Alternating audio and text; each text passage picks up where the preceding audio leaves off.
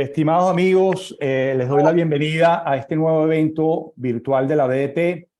Hoy tenemos dos temas interesantes. El primero referido a las distorsiones que genera la unidad tributaria en la actualización de las sanciones. Recientemente las unidades tributarias, el valor pues, fue modificado de 0,40 a bolívares 9 por parte del CENIAT, es decir, un aumento de más del 2000%, sin que exista ninguna justificación objetiva de cómo el CENIAT llegó a ese cálculo. Y si además partimos de que la inflación para el año 2022, reportada por el Banco Central, fue de 234%. Este aumento desproporcionado genera consecuencias importantes en el cálculo de la actualización de las sanciones con base en la unidad tributaria. Es decir, para sanciones determinadas para periodos anteriores al Código Orgánico Tributario 2020. Para abordar este tema hemos invitado a Raúl Márquez, quien ha estudiado a profundidad la actualización de las sanciones y quien, cuando ejercía la función de juez superior de lo contencioso tributario, dictó las sentencias muy conocidas por todos de Walt Disney en el año 2006 y cuyo criterio también fue ratificado por la Sala Político-Administrativa en el 2008, y que ahí en esa sentencia se estudió el alcance de la actualización y el criterio después fue abandonado. El segundo tema está referido al sujeto pasivo especial y cómo se ha desnaturalizado su figura, que fue creada originalmente en el 2005 para tener mayor control sobre los grandes contribuyentes. Y con el pasar del tiempo, lo que ha resultado es en el establecimiento de mayores cargas tributarias a los sujetos pasivos especiales, es decir, que ha tergiversado la finalidad de la providencia original que creó esta figura, lo cual constituye una discriminación inaceptable y una violación a su capacidad contributiva, no los sujetos pasivos especiales. Para este tema nos acompaña hoy nuestro amigo Joaquín Dongorós, quien tiene un trabajo publicado sobre sujetos pasivos especiales en las 16ª jornadas de Derecho Tributario en el 2018. Le doy la bienvenida, comencemos. Raúl, Joaquín, bienvenidos todos. Demos comienzo entonces a este evento, por favor. Gracias, buenos días y agradecido también de la invitación que me hizo la Junta Directiva de la Asociación Venezolana de Derecho Tributario, de la cual también me siento muy orgulloso de formar parte. A mí me corresponde, en este caso, hablar de la unidad tributaria y sus efectos distorsivos en la actualización de las sanciones. Y consideré prudente sobre esta situación, ya que hay, digamos, ya que hay una serie de situaciones y antecedentes históricos importantes para, como tú bien lo has señalado, Manuel, sobre esta función que tenía la unidad tributaria. Muchos tributaristas nobles no saben o tal vez no han tenido la experiencia de algunos que tenemos más años en el derecho tributario, de conocer las instituciones con anterioridad. Esto, por supuesto, nos da una ventaja porque no es lo mismo analizar una figura luego de que se ha tergiversado, modificado o históricamente ha evolucionado para bien o para mal. Y entre estos antecedentes y cuando cuando se hizo ese esfuerzo titánico entre el año 93 y 94, no solo con la precreación del Servicio Nacional Integrado, que teníamos ese nombre, no era integrado de administración aduanera y tributaria, y ese gran esfuerzo, creo que en el segundo gobierno de Rafael Caldera, de establecer pues en una unificación por parte de todas las normas tributarias, porque estaban en distintos instrumentos legales sometidos a una especie de deslegalización, porque cada ministerio tomaba para la ley de timbres fiscales un monto que le correspondía o que le parecía que era el más adecuado para la prestación de sus servicios y la contraprestación que debía pagar pues en torno a lo que nosotros ya denominamos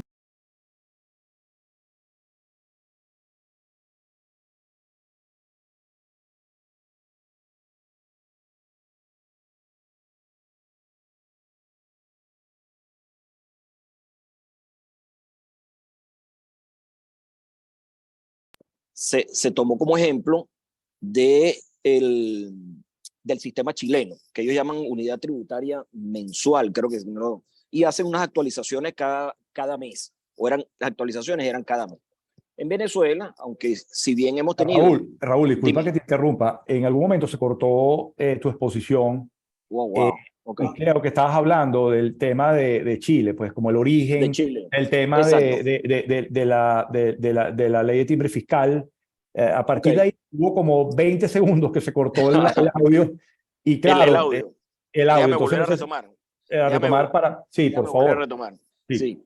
Entonces, estaba comentando y no sé hasta qué momento fui escuchado, que como antecedente pues teníamos a Chile en esa reforma tributaria del año 1994, donde cada ministerio tenía pues una suerte de deslegalización, porque cobraban en base a una tasa fijada a través de unas resoluciones. Y cada ministerio establecía más o menos cuánto era lo que se tenía que pagar. En algunos de los casos, incluso recuerdo los casos de deslegalización, en los casos de pilotaje, y bueno, lo que se trató no solo de armonizar y de crear y establecer dentro del sistema tributario una unificación y una armonización y combatir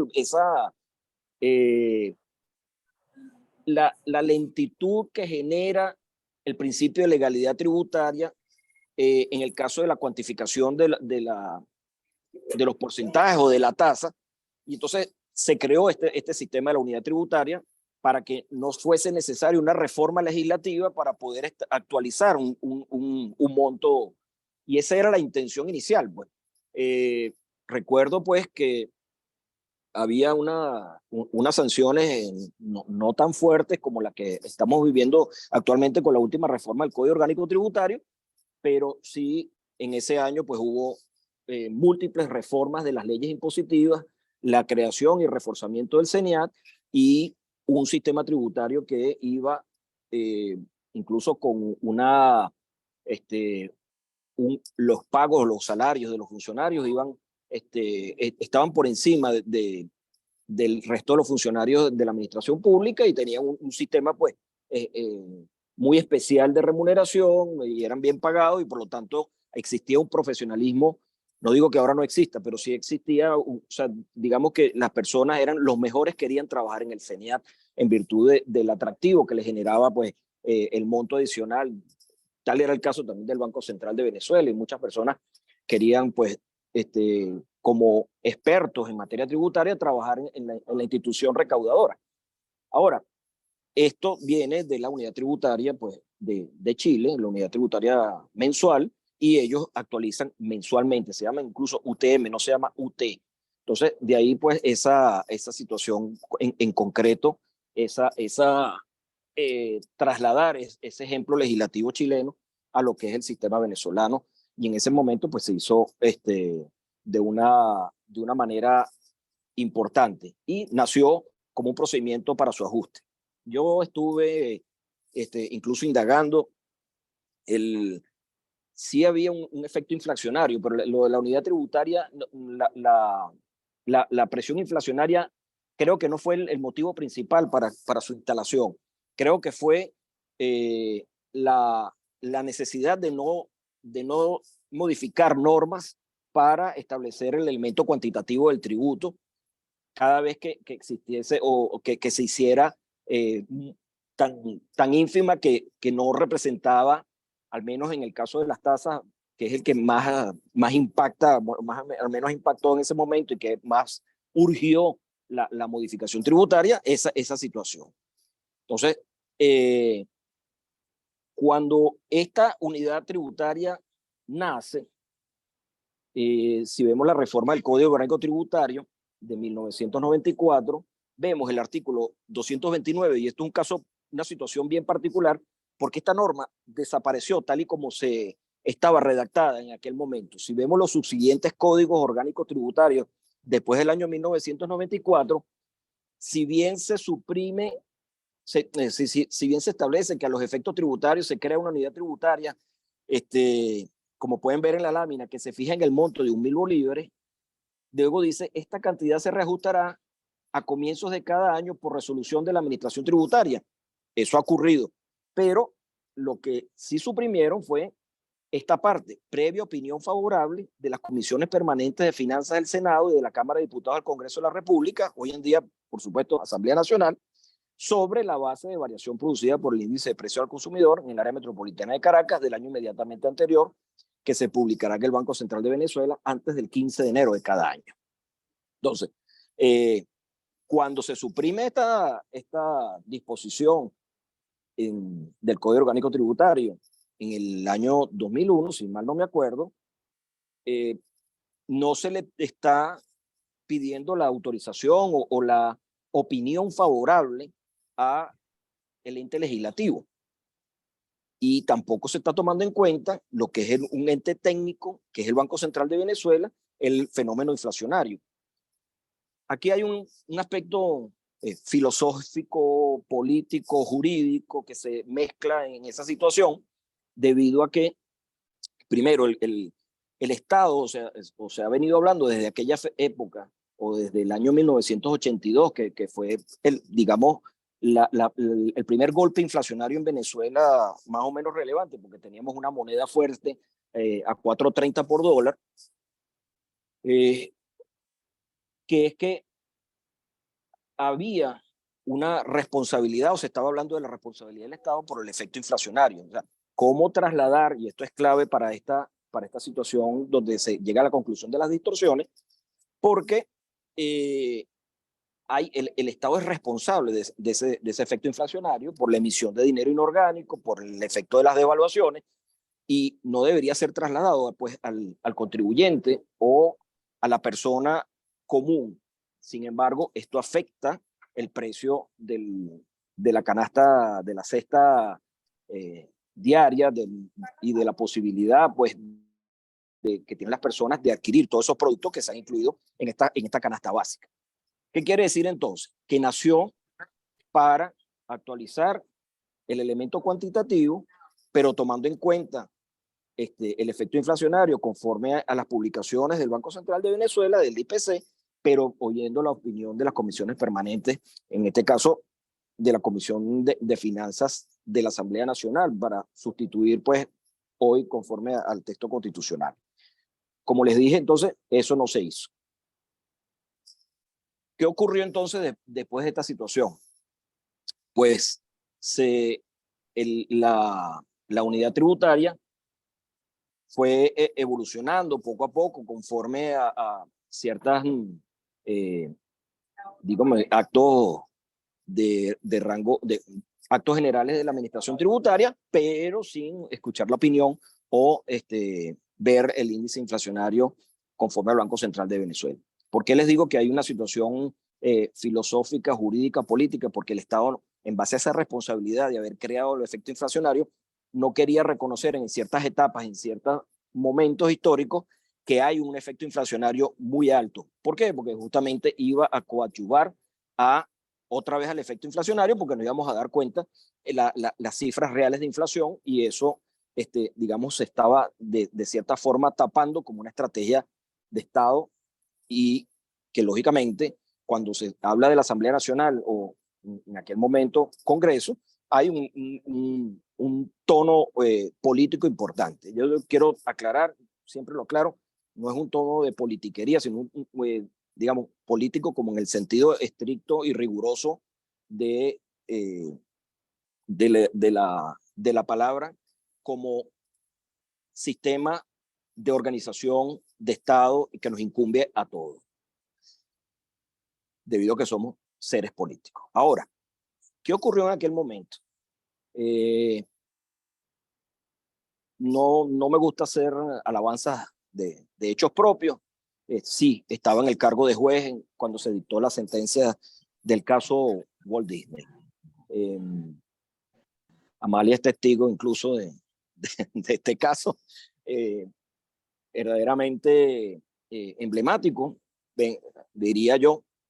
Y ahí se manejaron bastantes cosas. Yo estuve releyendo la sentencia emitida o suscrita por mi persona, y en aquel momento tal vez no visualicé tantas cosas que pudiesen también haberse previsto en un futuro, pero bueno, la sentencia se somete a lo alegado y probado en autos, y y hacia ahí pues el juez con base al 259 constitucional puede ampliar ciertas cosas y tiene necesidad, si tiene necesidad de hacerlo y de establecer una serie de criterios que pudieran ayudar a resolver el caso y que lógicamente logren una unificación, una igualdad en el tratamiento de la administración con respecto a los impuestos en cada uno de los contribuyentes, porque si bien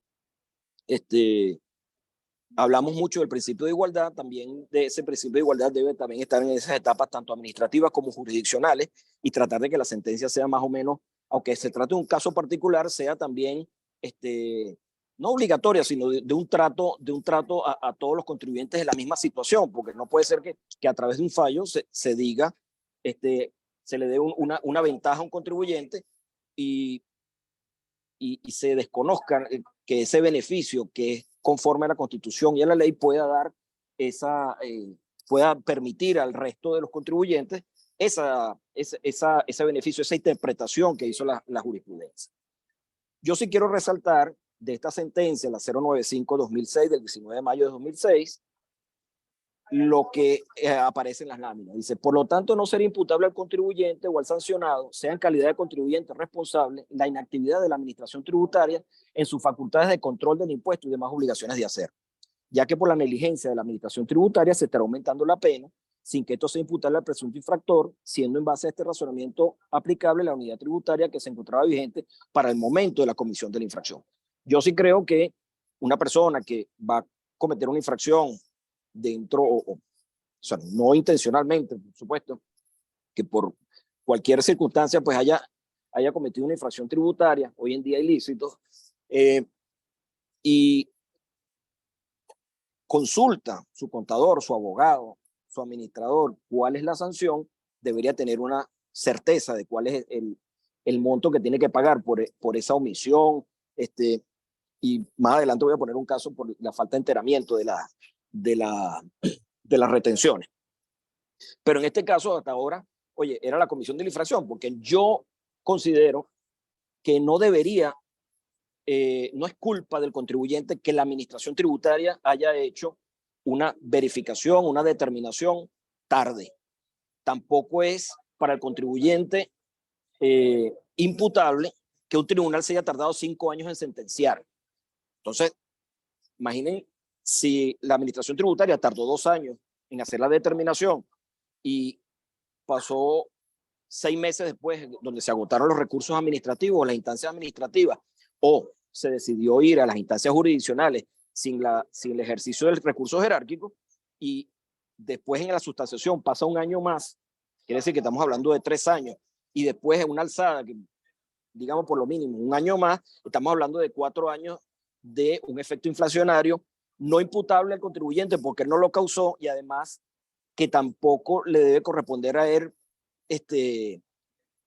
recibirlo por el hecho del retardo o por el mismo, vamos a suponer que el proceso cumplió todos sus pasos procesales, sin mencionar que ahora hay que notificar a la Procuraduría General de la República de cada una de las actuaciones relevantes del proceso, que esos 4 años no deberían imputársela a la persona que fue objeto de reparo.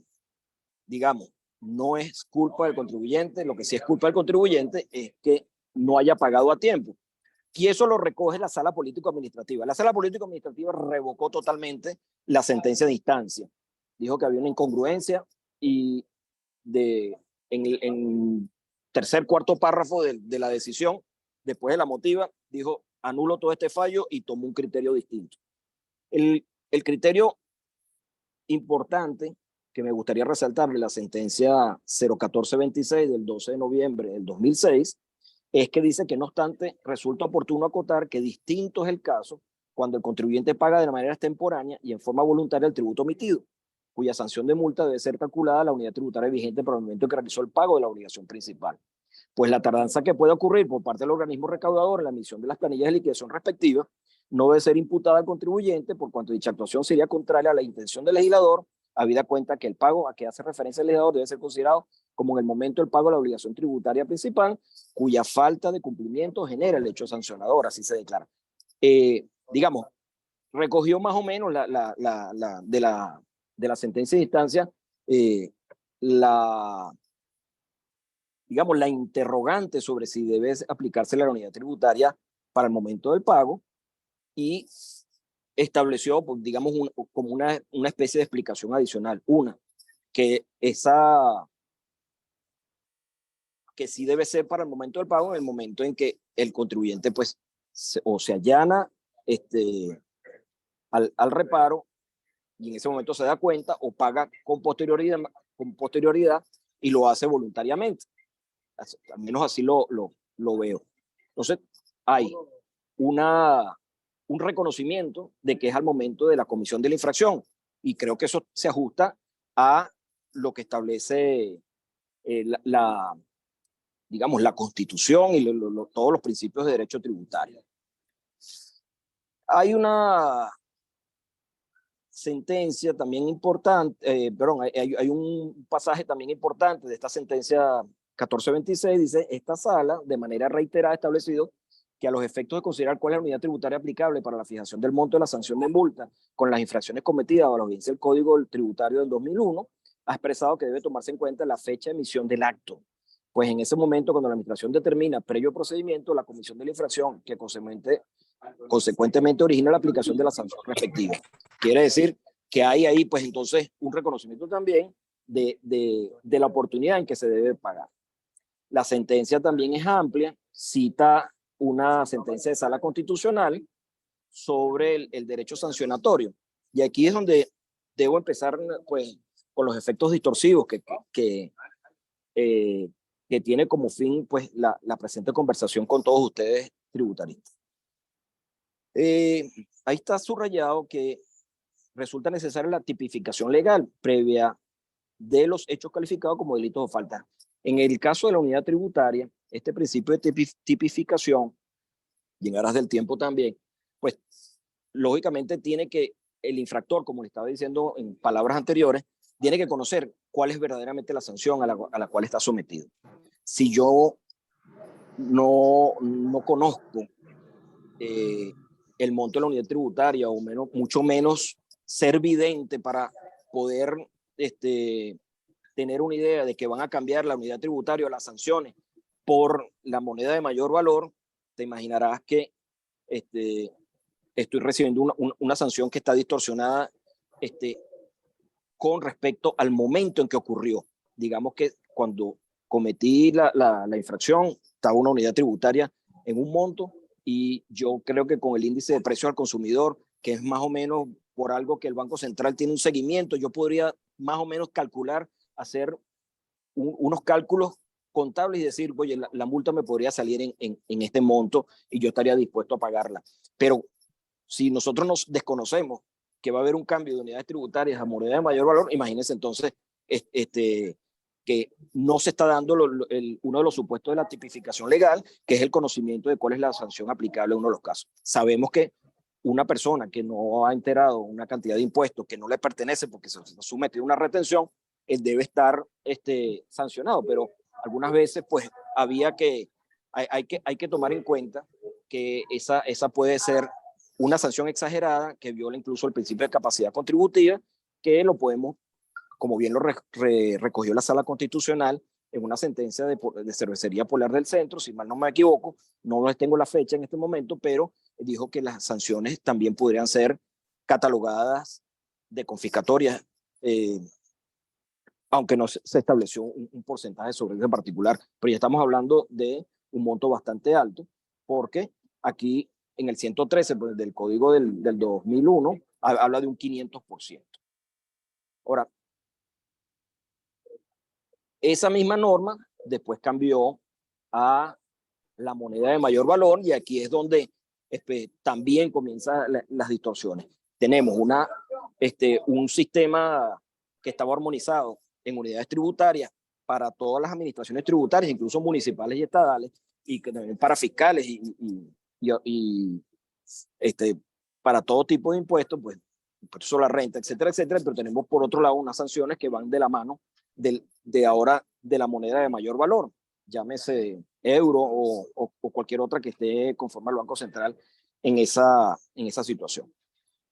¿Qué efectos distorsivos tenemos? Bueno, en aquel momento la unidad tributaria no era aplicable sino a los que recaudara el CENIAT. Y aquí debo hacer tal vez una pequeña reflexión. Dice recaudación. Cuando ves las providencias sobre el cambio de unidades tributarias, dice que recaude la administración tributaria. Yo me quiero preguntar, y esto es un motivo de discusión a futuro, si la recaudación implica sanciones. Quiere decir, ¿la recaudación está limitada a impuestos, tasas y contribuciones o la recaudación también es de impuestos? Porque si de ser así, entonces estamos aplicando la moneda de mayor valor para las sanciones que van a cometer y entonces eso va a enriquecer la recaudación, que no es la idea. La idea no es enriquecer los ingresos públicos con las sanciones.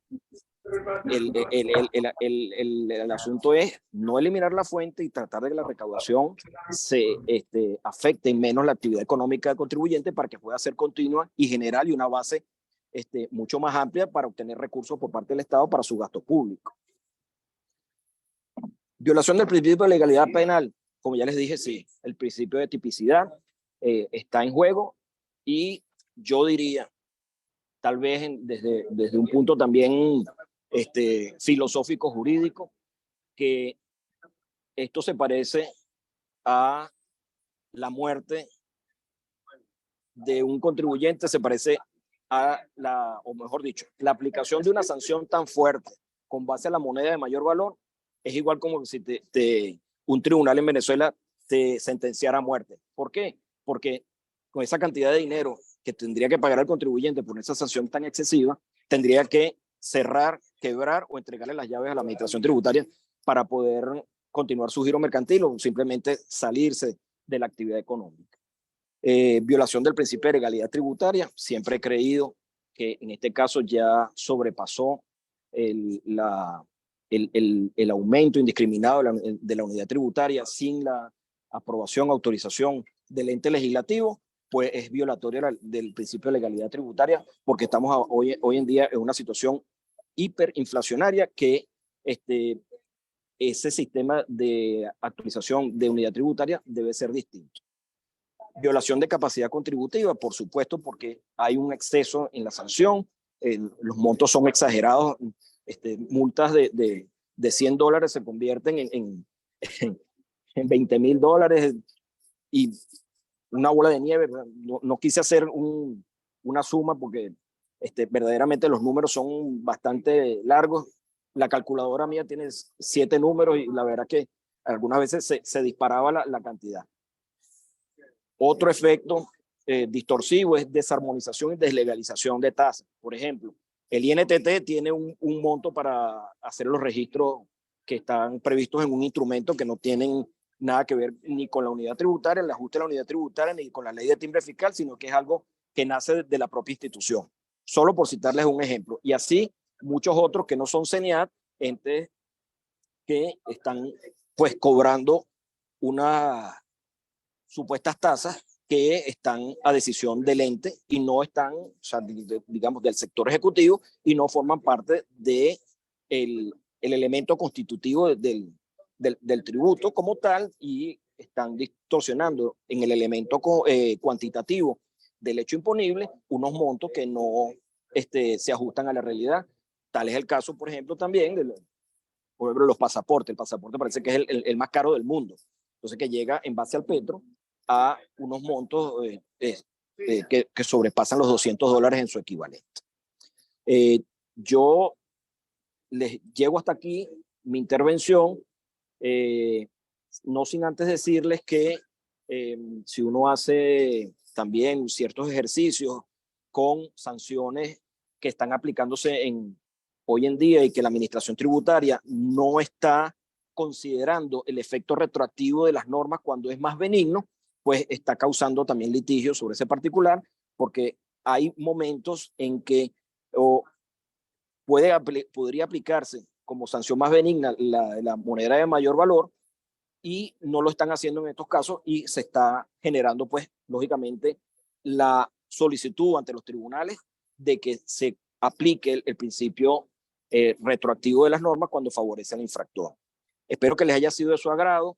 Me disculpa la premura y lo rápido de la intervención. Los dejo con Joaquín que lo más seguro va a completar toda esta situación magnífica y este tema interesante. Y nuevamente gracias a la Asociación Venezolana de Derecho Tributario por invitarme a conversar con todos los participantes. Raúl, muchísimas gracias por tu intervención. De verdad que un excelente análisis de la historia de la unidad tributaria, pues desde que se inició en el año 94, qué ha pasado, y bueno, esa sentencia famosa de Walt Disney que dictaste tú, que bueno, atenuaba el alcance de la actualización y bueno, era lo correcto, pues no depender de la voluntad de la administración tributaria en la determinación de la sanción a los efectos de esa actualización, pues, ¿no? Sino que la actualización iba hasta el momento en que se hacía el pago de la obligación. En este caso, pues, si había retraso, hasta ese momento se aplicaba esa unidad. Era un criterio bastante justo, creo yo, para aplicar esa actualización. Sin embargo, bueno, siempre hay que decir que el hecho de que para ti sea desconocido la cuantía al final de esta sanción viola el principio de tipicidad de la pena. Viola el principio de tipicidad de la pena. Perfecto. Gracias, Pero Manuel. bueno, agradecido. Oye, por favor. Yo lamentablemente sí. me tengo que retirar, porque tengo un consejo Sí. directivo en este momento. Sí. Si hay algún tipo de pregunta, no sé cómo quieren hacérmelas llegar, pero de todas maneras estoy a la orden para cualquier situación. Gracias a todos por escucharme. Buenísimo. Joaquín, lamento no escuchar tu exposición, pero ya No, no estoy te preocupes, comprometido. Raúl, más bien qué gusto haberte escuchado. Gracias, muy amable. Muchísimas gracias. Bueno, Dale, gracias. Bueno, Joaquín, bienvenido. Vamos a compartir entonces tu presentación. Déjame abrir por acá. ¿Dónde estamos? Aquí estamos. Y acá nos vamos. Ok. Bueno, Manuel, primero que nada, agradecido con la invitación a ti y a todo el consejo directivo de la ABT, de la cual soy parte, y siempre pues me siento bien orgulloso de todo lo que hacemos por acá con el ánimo de aclarar o tratar de aclarar todos los temas de nuestro sistema tributario o a veces caos tributario. Sí, así es.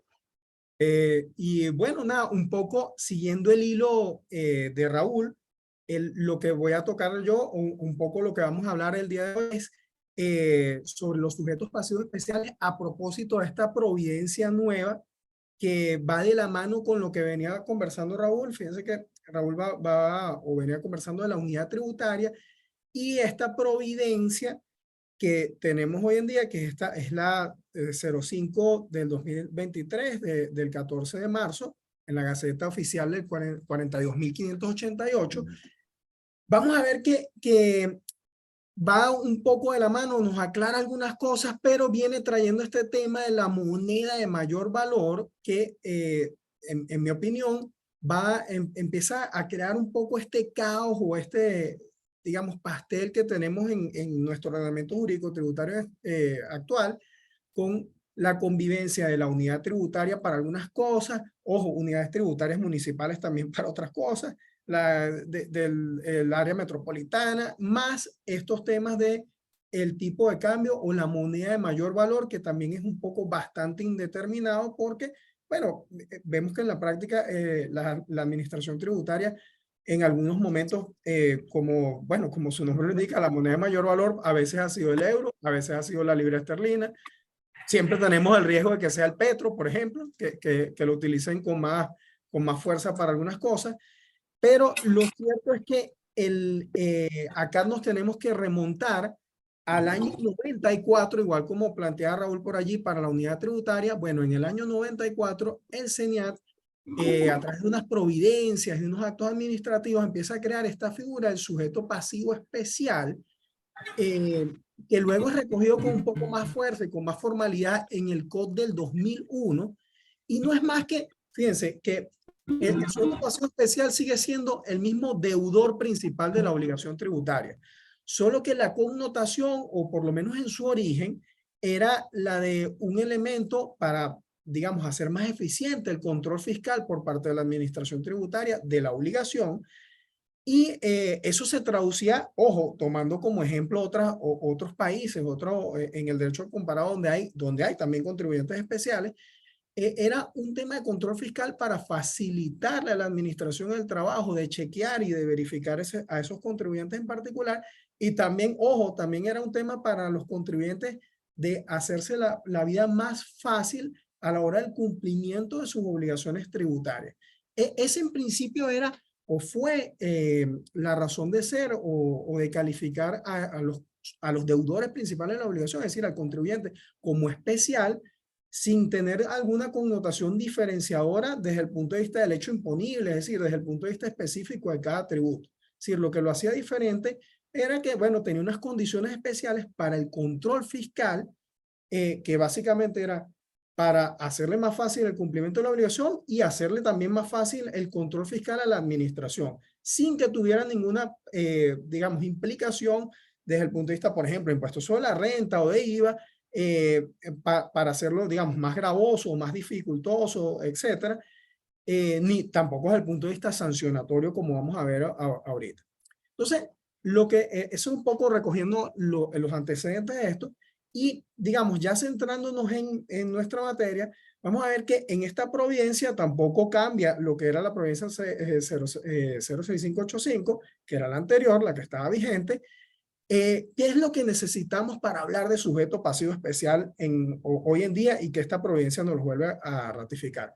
Bueno, necesitamos, señores, un acto administrativo por parte del SENIAT que nos califique. Es decir, mientras yo no tenga un acto administrativo que me califique como sujeto pasivo especial y agente de retención, etcétera, etcétera, yo pues no tengo que preocuparme digamos, del montón de obligaciones tanto materiales como formales que se derivan de esa situación. Ahora, importantísimo, fíjense que les coloco acá en esta primera lámina que parece a veces una verdad evidente o de perogrullo, pero ojo, ese acto administrativo, ojo, como todo acto administrativo es recurrible, es decir, está sometido a la tutela judicial efectiva o al control, digamos, de su jurisdiccionalidad. Entonces pasa por el hecho de que esa persona que va a ser, o ese sujeto pasivo, o que tiene el potencial de ser calificado como especial, tiene que estar, señores, domiciliado en el país. Si ese sujeto pasivo, es decir, en el acto administrativo que el SENIAT me califica o me pretende calificar como sujeto pasivo especial, esa persona jurídica o esa persona natural no tiene domicilio en el país o no tiene presencia, no tiene ningún tipo de incidencia en el país, no debería ser sometido o calificado como sujeto pasivo especial. Esto a veces, digamos, nos llega, la calificación hoy en día puede llegarnos incluso hasta por correo electrónico, lo cual está de moda para una charla hasta ahora. Para la administración tributaria. Qué horrible, ¿verdad? Fíjense que hay que partir del tema de que, entonces, primero, si esa persona natural o jurídica no tiene domicilio en el país, no debería ser calificado como sujeto pasivo especial o es una razón para impugnar la calificación como sujeto pasivo especial. Bueno, una vez entrado en eso, entonces, si tengo domicilio en el país, entonces, bueno, en principio puedo estar sometido al control fiscal y por lo tanto puedo ser calificado como sujeto pasivo especial. Y entonces, bueno, ¿qué hay de diferente en esta providencia actual respecto a la providencia anterior que nos regulaba? Bueno, en la providencia actual, en la providencia 05, vemos que en el caso sigue distinguiendo entre las personas naturales jurídicas que se encuentran en el interior del país versus las personas jurídicas y naturales que se encuentran en la región capital. Fíjense, en nuestra regulación anterior o en la providencia anterior, hablábamos de unidades tributarias. Que ojo, como bien explicó Raúl, esa unidad tributaria ha tenido muchas distorsiones, es decir, a lo largo de estos años, particularmente los últimos 15 años quizás, no ha recogido de forma eficiente la inflación, es decir, la naturaleza por la cual fue creada, y entonces quizás utilizarla como un elemento de medición para la calificación de sujeto pasivo especial no resultaba muy adecuada, y por eso es que en la práctica vemos que como desde 2015 para acá, pues todo el mundo era o tenía el potencial de ser calificado como especial. Entonces, ¿qué es lo que nos trae a la actual Providencia 05? Bueno, para el caso de las personas jurídicas naturales que están en el interior del país, esas gerencias regionales de tributos internos del CENIAT pueden calificar a esas personas. Ojo, primero pasando por el tema que tenga domicilio, y entonces lo segundo es evaluar esta capacidad económica que tengan esas personas. Entonces, acá vamos a usar, fíjense que el parámetro sigue siendo, digamos, los mismos números, es decir, aritméticamente que se utilizaban en la provincia anterior para el tema de unidades tributarias. Es decir, fíjense, para personas naturales hablamos de 7.500, antes eran unidades tributarias, ahora hablamos 7.500 veces la moneda de mayor valor de ingresos anuales, por ejemplo, de impuestos sobre la renta, o si usamos como referencia las declaraciones de IVA, podemos ver que 625 veces la moneda de mayor valor en ventas o servicios. Pues, si hablamos de personas jurídicas, vamos a ver que en el interior del país, entonces esas gerencias regionales de tributos internos pueden tomar, si es el caso de la declaración de impuestos sobre la renta, entonces un monto de ingresos brutos que sea igual o superior a 30.000 veces la moneda de mayor valor. Y si es el caso que utilizan las declaraciones de IVA, entonces vemos que serían ventas o servicios iguales o superiores a 2.500 veces la moneda de mayor valor. Ven que acá, digamos, lo que estamos o lo que trata de llevar esta providencia es como una uniformidad en estas últimas reformas, que viene como desde el COD del 2020 para acá, y que si esto es o no es la mejor forma de parametrizar la capacidad económica o capacidad que tienen los contribuyentes para, digamos, medirse y ser calificados. Bueno, es un tema, yo creo que de bastante discusión, al igual que la unidad tributaria, como lo exponía Raúl, sobre todo cuando no se sincera desde el punto de vista técnico del reconocimiento de la inflación, pues acá también crea una serie de inseguridades o distorsiones, o es la posibilidad que hay o que vemos en la práctica, porque bueno, primero, ¿cuál es la moneda de mayor valor? Entonces, que pareciera bastante subjetivo, sobre todo porque, bueno, si vemos la cesta de divisas que tiene el BCB, pues evidentemente es bastante grande. Entonces, y si a eso le sumamos la posibilidad de utilizar criptoactivos, supongamos que lo limitemos solo al Petro, que es el que tiene actualmente la República, entonces el Petro, o por ejemplo utilizáramos el Bitcoin o Ethereum o cualquiera de los otros criptos, pues siempre habría unas distorsiones mucho mayores. Ok, ya voy acá, ¿por qué no me lo comparte? Ajá. Entonces, fíjense que para el caso de seguimos un poco con esta, digamos, diferenciación que se viene haciendo desde la providencia anterior.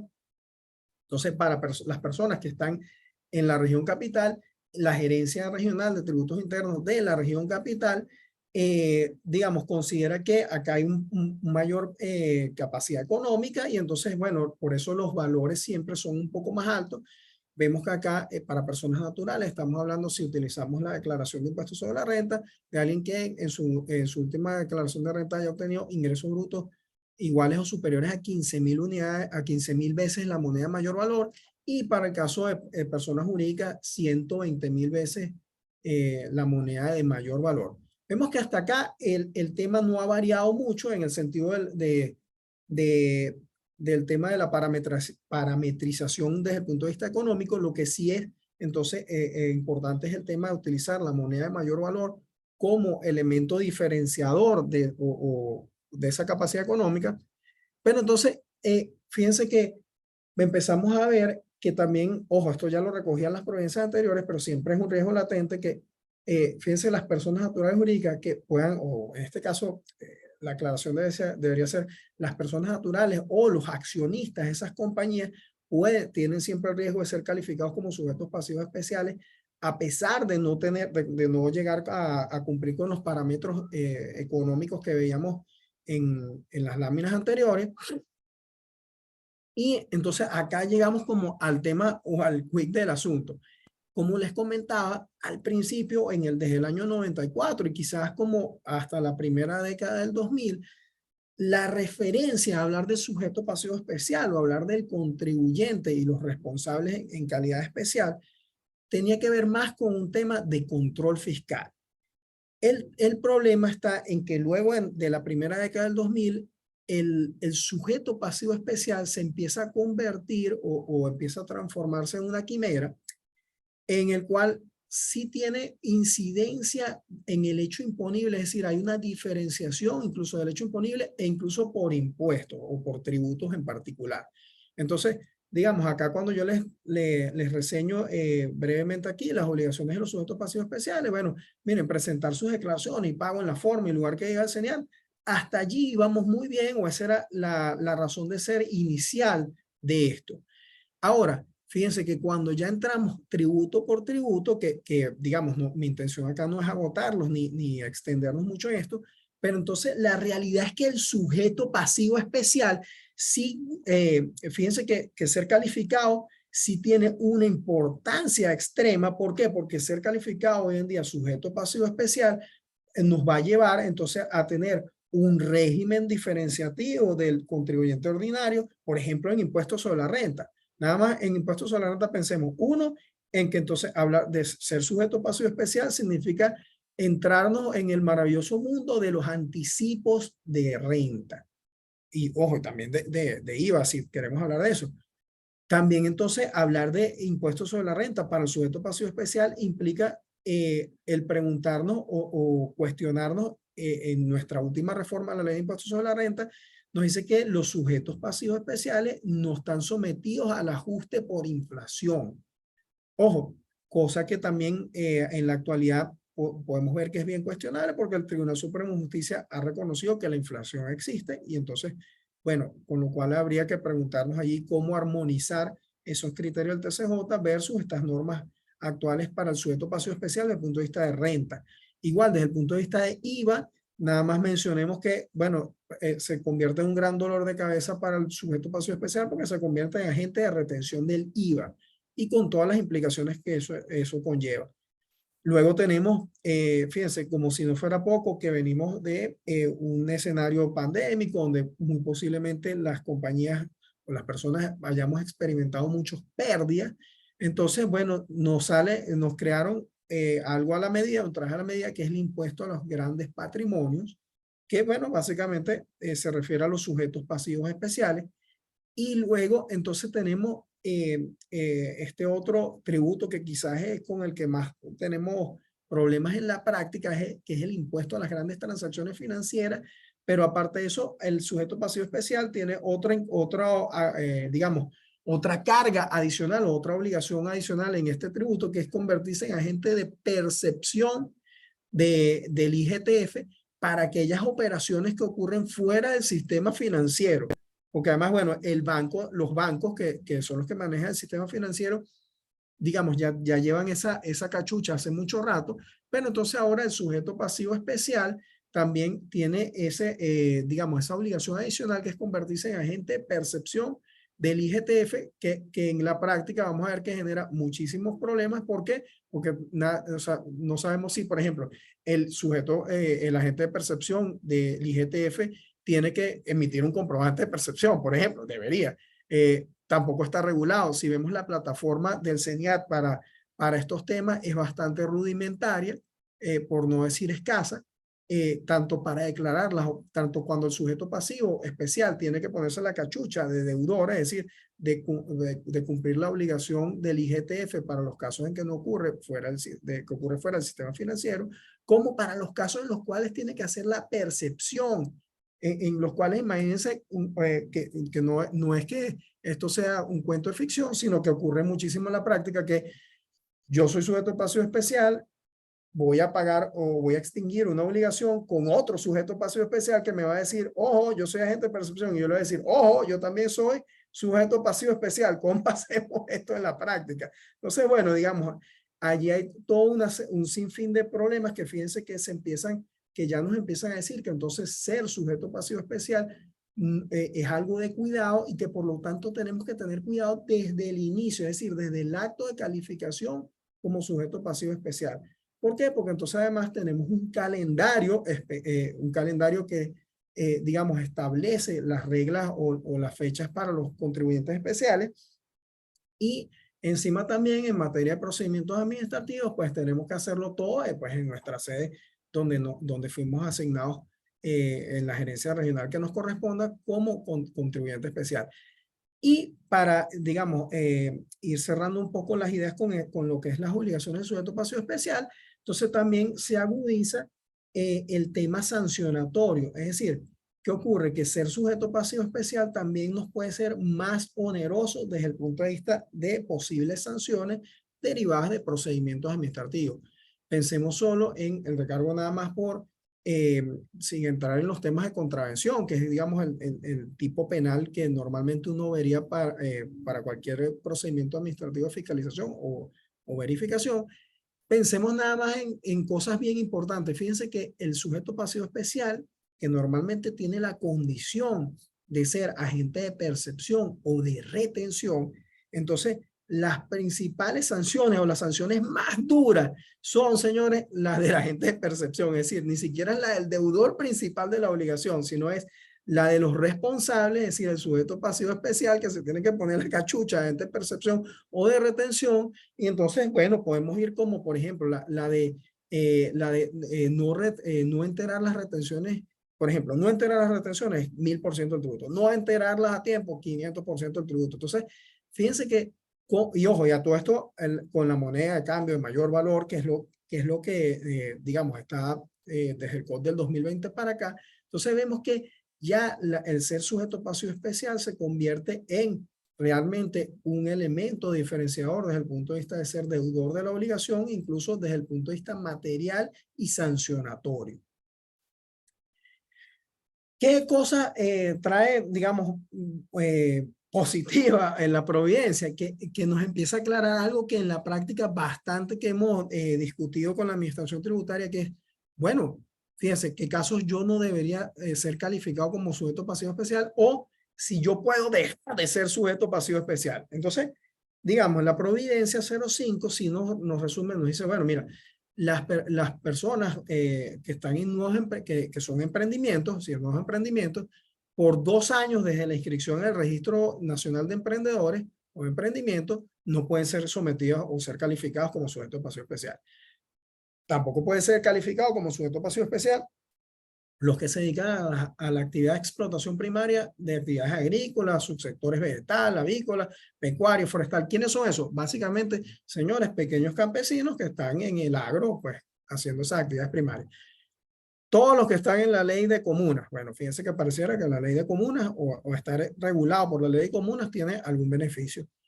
Y fíjense, básicamente los contribuyentes que tienen menos de 1 año o 1 año de operaciones. Es decir, ¿por qué? Porque están básicamente nuevos. No tengo con qué medir el parámetro de 120,000 veces la unidad de la moneda de mayor valor o 30,000 si estoy en el interior.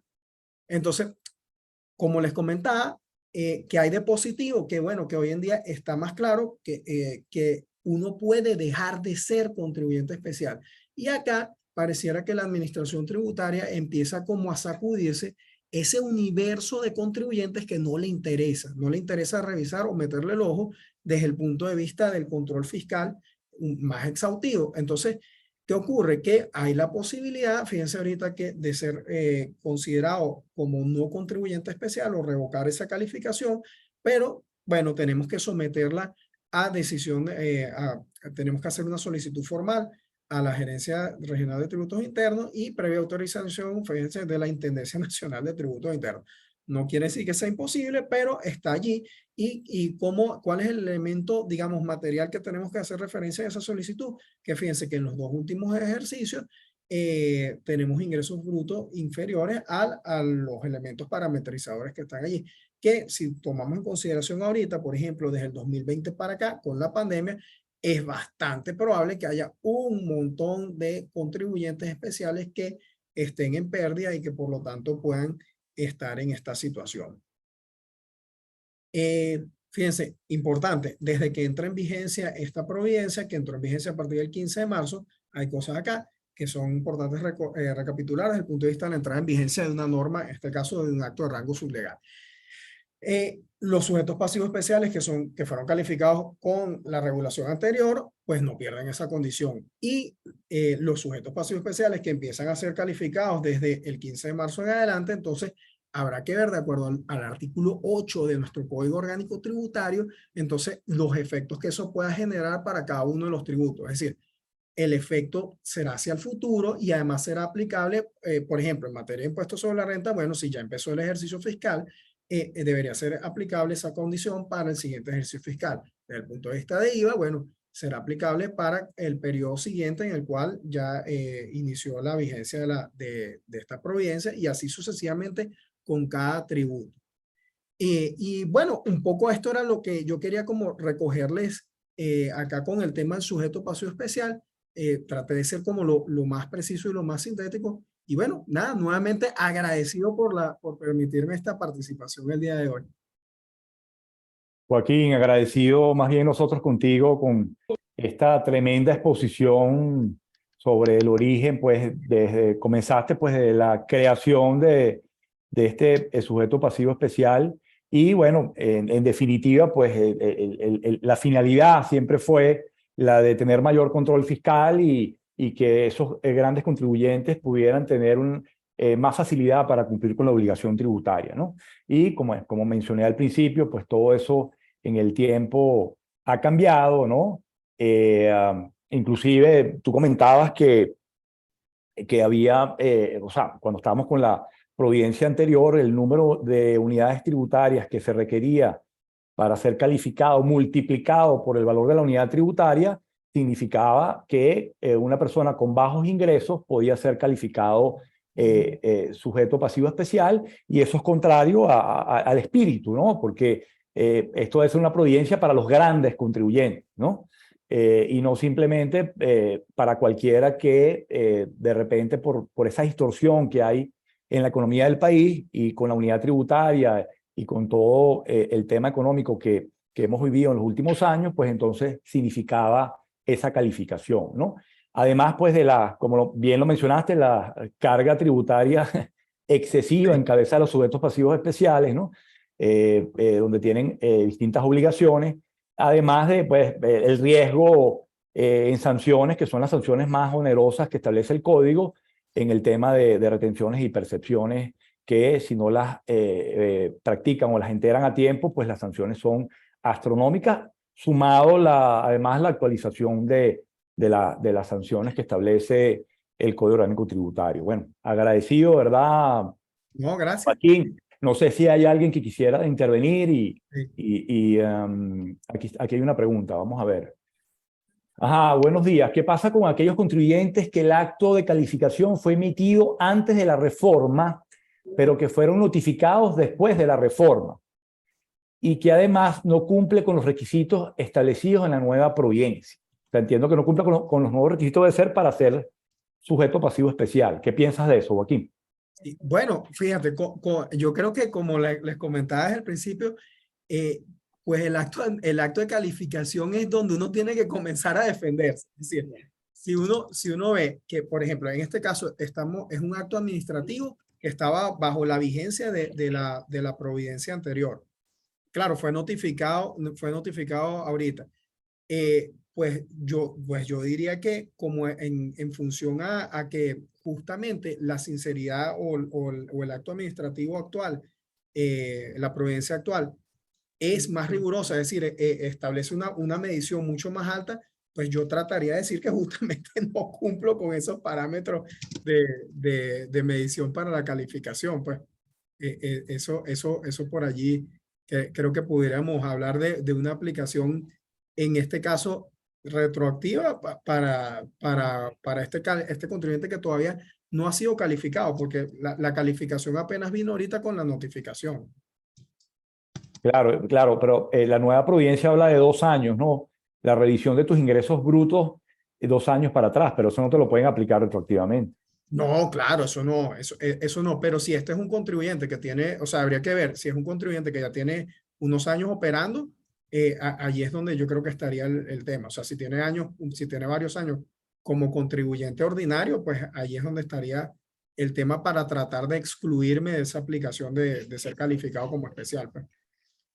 Claro, claro. Mira, ¿y conoces, Joaquín, algún caso en el que tú hayas hecho algún trámite para solicitar que te revoquen esa calificación? Eh, Tú has en Sí, la práctica. Sí, eso yo lo he intentado, Manuel, hace un par de años lo he intentado varias veces, justamente a propósito de la pandemia, pero nunca he obtenido una respuesta, o sea, siempre he tenido un silencio, digamos, por parte de la administración y bueno, ir a recurrir eso en tribunales, si no, no he tenido como la oportunidad de entrar a recurrir ese silencio negativo.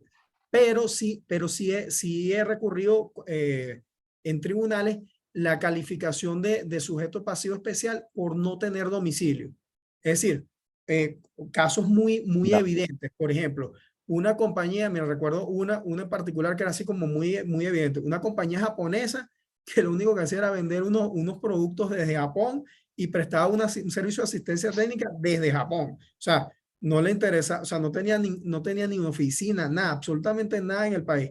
De hecho, tributaba bajo el sistema de rentas presuntas aquí, porque como con Japón no hay convenio para evitar la imposición, al aplicar la ley de impuestos sobre la renta, entonces iba por el sistema de rentas presuntas, por el tema solo de la asistencia técnica, no por la procura. Y, aún, claro. y por eso tenía que tener un RIF, porque tenía que declarar bajo el sistema de renta presunta. Entonces, el problema fue que para que sacar el RIF, aunque parezca tonto, cuando uno hace el trámite en la página del CENIAT, no te deja poner una dirección en Japón, pues, que debería ser, deber ser. Claro. Entonces, claro, los japonesitos en su momento, alguien le sacó el RIF y le puso una dirección aquí, cualquier cosa, pues, de que no era ni siquiera un representante. Claro, pero no, yo me imagino que lo que le habrá pasado es que el enteramiento lo hicieron bajo ese número de RIF y automáticamente le salió la designación Claro, de claro. sujeto pasivo espacial. Claro, entonces empezamos a ver acá en la oficina y cuando vemos, bueno, mira, el primer elemento es que usted tiene que tener domicilio. Entonces el CNE decía, bueno, pero es que tiene RIF, ahí tiene una dirección. Increíble. Pero, ¿sabes qué, Joaquín? Yo creo que se ha tenido que establecer un procedimiento para uno solicitar que te descalifiquen como sujeto pasivo especial. Ahí lo único que señala es que la administración tributaria podrá revocar. ¿Sabes? Así es. Ahora, si están dadas las condiciones, yo puedo meter mi solicitud y ellos obligados a decidir, pues también, en base a un Claro, procedimiento que se ha ido a establecer ahí, que nunca se ha establecido un procedimiento para esa revocatoria. Mira, sí, no hay un procedimiento como tal, pero bueno, yo diría que aplicaríamos LOPA, pues Lopa, sí. ajá. Mira, hay una siguiente pregunta y dice, yo tengo unas dudas en cuanto a la cuantificación en bolívares de los límites para ser calificado como contribuyente especial. ¿Cuál es el tipo de cambio a usar? Porque el Ok. mismo varía de forma importante. Sí, fíjate acá que nuevamente por eso decía que utilizar la moneda de mayor valor es un tema peligroso, o sea, peligroso en el sentido para el contribuyente y bueno, incluso para la misma administración tributaria. ¿Qué ocurre? La cesta de divisas que tiene el Banco Central, bueno, es bastante grande, como cualquier banco central de cualquier país del mundo. Entonces, al hablar de la moneda de cambio en mayor valor, fíjense que nos ha llevado en la práctica, o por lo menos en el 2020 para acá, que lo tenemos en el COD, ha pasado por un buen tiempo, el CENIAT ha usado el euro, ¿sí? En algún momento ha usado la libra esterlina, porque nos ha pasado también en la práctica, pero ha estado variando o fluctuando entre el euro y la libra esterlina. Pero siempre hay el riesgo de que entonces lleguemos a un procedimiento administrativo y nos diga, bueno, ahora no sé, ahora me parece que es el petro, porque además, por ejemplo, el petro a mí siempre me ha parecido como el más peligroso porque es más caro. O sea, en este momento comparado contra todos los demás. Pero la realidad es que usar el tipo de cambio o la moneda de mayor valor es algo totalmente desproporcionado y además que genera incertidumbre y fíjate, vulnera uno de los principios fundamentales, que es seguridad jurídica. La obligación tributaria lo primero que tiene que transmitir es certeza jurídica al contribuyente para saber cómo aplicar la obligación o la sanción, pues si es el caso. Claro, pero ¿qué dices tú en cuanto al momento, o sea, sería para el momento en que se emite el acto de calificación, ellos usarían, bueno, en principio tendrían que usar el cálculo en base a los ingresos, o sea, tendrían que convertir los ingresos a... No, tiene que ser, fíjate, Sí. como aquí nos estamos refiriendo, por ejemplo, utilizamos la declaración de impuestos sobre la renta. Ojo, diría yo que tengo que tomar mi declaración de impuestos sobre la renta del ejercicio anterior y convertirlo al tipo de cambio que estaba vigente para ese momento. O sea, no debería yo utilizar el tipo de cambio actual para analizar digamos, el enriquecimiento o los ingresos brutos que yo tuve hace un año atrás, pues, o sea, Exacto, yo creo que hay que usar la tasa de mayor valor al cierre del ejercicio. exactamente. Al cierre del ejercicio, exactamente. Exactamente, exactamente. Bueno, de verdad que agradecidos. Vamos ahorita a proceder a leer un pronunciamiento de la Asociación Venezolana de Derecho Tributario sobre los sujetos pasivos especiales. Lo va a leer Andreina Lucinchi, miembro del Consejo Directivo de la asociación. Por favor, Andreina. Hola, ¿cómo están? Voy a proceder a leer el pronunciamiento en nombre de la Asociación Venezolana de Derecho Tributario del Consejo Directivo. Los sujetos pasivos especiales y sus desproporcionadas cargas tributarias. Fue publicado en fecha 14 de marzo del 2023 la providencia administrativa dictada por el CENIAT, mediante la cual se modificaron las normas que rigen la calificación de los sujetos pasivos especiales por parte del CENIAT, y que deroga la providencia de noviembre del 2016. Según la providencia derogada, la figura de los sujetos pasivos especiales fue creada para ejercer el control y la administración de los sujetos pasivos con características similares y hacer una atención especializada para ciertas categorías de sujetos pasivos por parte de la administración tributaria, en función de su nivel de ingresos por sector y actividad económica. Ahora bien, y visto que dicha figura se ha desnaturalizado en el tiempo, ya que a través de distintas reformas administrativas y legislativas se le han establecido distintos gravámenes o cargas desproporcionadas e injustas a los sujetos pasivos especiales, lo cual vulnera los principios de capacidad contributiva y de igualdad ante la ley establecidos en los artículos 316 y 21 de la Constitución. La BDT se ve en la necesidad de emitir un pronunciamiento a la comunidad jurídica y al país en general. Se evidencia en lo anterior que uno de los propósitos con la providencia era designar a los sujetos pasivos especiales como a los grandes contribuyentes, dependiendo del monto de los ingresos y de la actividad económica a la cual se dedicaran, por ejemplo, la actividad de hidrocarburos y la actividad de minas. Desde hace varios años, motivado a las distintas reconversiones del bolívar y a la declive económica del país, la cuantía de las unidades tributarias requeridas para hacer el cálculo y determinar si un contribuyente podría ser designado o no como sujeto pasivos especiales quedó completamente desactualizada y con un valor ínfimo, presentándose la situación de que cualquier persona natural o jurídica con muy bajos ingresos podía ser designado como sujeto pasivo especial por el CENIAT, sin necesidad de ser un gran contribuyente con base al monto de los ingresos brutos anuales o mensuales.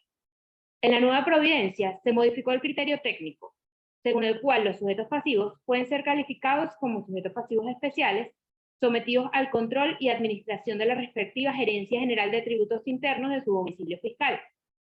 En efecto, la unidad tributaria fue sustituida por la tasa de cambio oficial de la moneda mayor valor publicada por el Banco Central de Venezuela, manteniéndose la misma cuantía del factor multiplicador anual y mensual de la providencia anterior.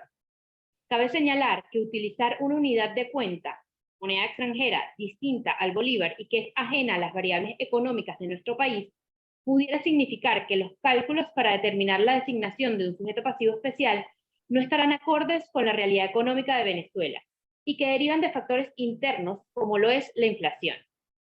Si bien utilizar la tasa de cambio de mayor valor implicará un aumento de los valores para la designación de sujeto pasivo especial y que estaban desfasados según la providencia anterior, debemos denunciar que todavía dichos valores para designar a los contribuyentes especiales son bajos. Por ejemplo, para la región capital, serían grandes contribuyentes y pudieran ser designados sujetos pasivos especiales las personas naturales que obtienen ingresos brutos en un año de aproximadamente $16.000. Y para el supuesto de personas jurídicas, aproximadamente $128.000. en Colombia, para obtener la calificación de gran contribuyente, lo cual es equiparable a nuestro sujeto pasivo especial, las personas naturales deben haber obtenido un ingreso bruto anual de 2.7 millones de dólares. Y en el caso de las personas jurídicas, de 5,5 millones de dólares. Si bien la situación económica de nuestro país no es comparable con la colombiana, estos parámetros demuestran que se sigue teniendo un límite muy por debajo de lo que puede considerarse un gran contribuyente a los fines de ser designado un sujeto pasivo especial. La nueva providencia establece en su artículo 10 la potestad para el CENIAF de revocar la calificación de sujetos pasivos especiales para las personas naturales y jurídicas, mencionados en los literales A y B de los artículos 2 y 3 de la providencia. Si en los 2 últimos ejercicios anuales obtuvieron ingresos inferiores al mínimo fijado, denunciábamos que se ha omitido en esta reforma el establecimiento de un procedimiento administrativo sumario, breve y expedito, por el cual los contribuyentes puedan solicitar la revocatoria de la condición de contribuyente especial, por haberla adquirido en razón a la providencia derogada, y que según la nueva providencia no deberían tener esta calificación de sujeto pasivo especial, lo cual viola la garantía al debido proceso establecido en el artículo 49 de nuestra Constitución. Igualmente debemos denunciar la excesiva carga fiscal que reposa de forma desproporcionada en los sujetos pasivos especiales, quienes en las leyes de impuestos sobre la renta de los años 2014 y 2015, incluyendo bancos y seguros, fueron indebidamente excluidos del ajuste por inflación fiscal y que no deben y que no pueden determinar su renta con base a su real capacidad contributiva, puesto que la inflación erosiona sus partidas monetarias y su patrimonio, y hace que la renta fiscal sea calculada sobre valores irreales y ficticios. Son contribuyentes del anticipo del impuesto sobre la renta quincenal, sin tener certeza si van a generar renta en el ejercicio para pagar dicho impuesto. Son agentes de retención del impuesto al valor agregado. Son contribuyentes y agentes de percepción del impuesto a las grandes transacciones financieras. Son contribuyentes del impuesto a los grandes patrimonios. Todo lo cual genera una gran discriminación con otros contribuyentes que no tienen esta carga fiscal. Es decir, hay un tratamiento desigual que causa serios perjuicios a la capacidad económica de los sujetos pasivos especiales calificados como especiales. La calificación automática como responsables tributarios, agentes de retención y de percepción de los tributos nacionales, sitúa a los sujetos pasivos especiales en un escenario de mayor exposición sancionatoria, por cuanto la falta de práctica, el retraso, el incumplimiento en el enteramiento de retenciones o percepciones son los ilícitos tributarios materiales con las multas porcentuales más elevadas, de acuerdo al Código Orgánico Tributario. En el caso de incumplimiento de deberes formales, las sanciones pecuniarias se aumentan en un 200%, solo por la condición de ser sujetos pasivos especiales. Además, y como lo hemos venido denunciando anteriormente, los sujetos pasivos especiales pueden estar obligados a presentar y pagar anualmente casi 200 declaraciones de naturaleza tributaria, entre las que encontramos impuestos nacionales, anticipos, retenciones y percepciones, impuestos estadales, municipales, tributos parafiscales y tributos específicos a las actividades altamente reguladas. Este sobredimensionamiento en el pago de tributos como contribuyentes y en el cumplimiento de otras obligaciones como responsables genera una afectación sustancial al flujo de caja de los sujetos pasivos especiales y una inmensa carga administrativa para ellos que ocasiona una serie de costos transaccionales y de cumplimiento, inversiones en sistemas, personal, contraloría, entre otros, que atenta contra la rentabilidad de los contribuyentes y desdibujan los objetivos constitucionales de una administración tributaria al servicio de los ciudadanos que se desarrolle bajo los principios de eficacia y eficiencia. Lo anterior es especialmente grave por cuanto gran parte de los que han sido asignados sujetos pasivos especiales no cuentan con la capacidad administrativa, financiera y operativa para hacer frente a las obligaciones y deberes de un gran contribuyente. El Estado se ha concentrado en gravar y fiscalizar mayormente a los sujetos pasivos especiales, es decir, a quienes ejecutan una actividad formal en el país y pagan regularmente sus obligaciones tributarias, existiendo una gran evasión fiscal e informalidad en otros sectores que no se fiscaliza por el CENIAF y que no contribuyen debidamente a sus cargas públicas y cuyos ingresos son necesarios para el Estado para hacer frente a los diversos gastos públicos que se deben afrontar para satisfacer las necesidades de los ciudadanos. En definitiva, se le traslada la cuota tributaria que dejan de pagar las personas naturales o jurídicas que actúan de manera informal a los sujetos pasivos especiales. Por lo tanto, el SENIAT también debe fiscalizar a quienes ejecutan actividades de naturaleza informal, que son susceptibles de dar nacimiento a una obligación tributaria y cuya desatención causa una ingente pérdida de recursos económicos para el Estado, trasladándose cargas indebidas sobre los contribuyentes que tienen formalizada su actividad económica. La ABDT ha insistido en numerosas oportunidades a través de sus comunicados, publicaciones, foros y jornadas nacionales en la necesidad inminente de hacer correcciones en el sistema tributario venezolano, para que los tributos estén acorde con la capacidad contributiva de los contribuyentes. No generen una apropiación injusta y desproporcionada de su patrimonio. En el presente caso, la figura de los sujetos pasivos especiales ha sido transgiversada, pues su finalidad, cuando fue creada, era para tener un mayor control sobre los grandes contribuyentes que fueran designados como sujetos pasivos especiales, y no para establecerles mayores cargas tributarias que afectan el normal desenvolvimiento de su actividad y su capacidad contributiva. Desde la ABDT reafirmamos nuestro compromiso con el país y hacemos un llamado, como siempre, a los órganos del poder público, en especial a la Asamblea Nacional, para que se revisen y modifiquen aquellas disposiciones legales que vulneren los derechos constitucionales de los contribuyentes y que, en definitiva, no promuevan la inversión privada y el desarrollo económico del país, sino que más bien las estimula y destruye, siendo precisamente dichas inversiones las generadoras de los ingresos fiscales para la nación que tanto se requieren en la actualidad para poder superar la grave crisis económica que atraviesa Venezuela. En Caracas, 1 de junio del 2023, Consejo Directivo de la Asociación Venezolana de Derechos Tributarios. Andreina, muchísimas gracias. Bueno, ahí nuestro comunicado sobre este tema, los sujetos pasivos especiales, creo que recoge lo que Joaquín ha expuesto y bueno, es una realidad pues que ojalá se logre cambiar pues todo este entramado jurídico que hay y cargas para los sujetos pasivos especiales que bueno, que lo que hace es afectarlos de manera considerable. Bueno, yo creo que ya podemos dar por terminado este evento. De verdad que agradecido a todos por su participación y bueno, feliz día y nos vemos prontamente. Hasta luego.